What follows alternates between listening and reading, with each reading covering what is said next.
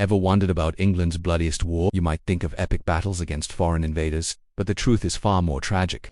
England's most devastating conflict was fought between its own people, Englishmen against Englishmen. This was the English Civil War, a brutal 9-year struggle that tore the very fabric of the nation apart from 1642 to 1651. Imagine a country at war with itself. On one side, the royalists loyal to King Charles I, known as Cavaliers. On the other, the parliamentarians or Roundheads fighting for the rights of Parliament. Families were split, neighbors turned into enemies, and the entire kingdom became a battlefield. The scale of the bloodshed was almost unimaginable for the time. Historians estimate that around 200,000 people lost their lives. That's a higher proportion of the population than died in World War I. And it wasn't just soldiers on the front lines. Countless civilians, men, women, and children were caught in the crossfire, victims of sieges, famine, and disease that spread like wildfire. The warfare itself was horrifically brutal. Towns and cities across the country were besieged for months, their populations starved into submission.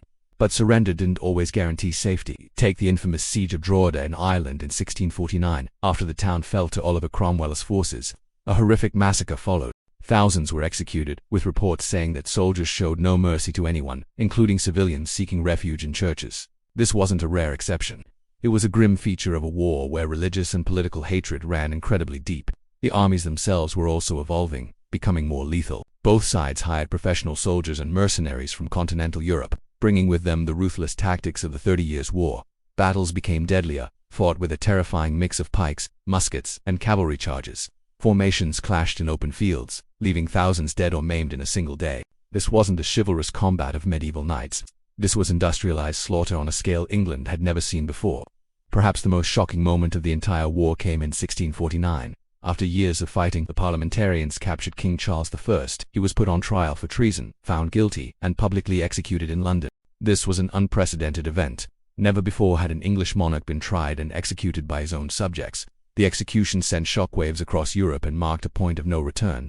The monarchy was abolished, and England became a republic, ruled by Oliver Cromwell as Lord Protector. The war left behind a legacy of trauma and division that would last for generations. The country was in ruins, its economy shattered, and its people deeply scarred. It's a dark and powerful reminder that the most brutal conflicts are often the ones fought not against a foreign foe, but against ourselves.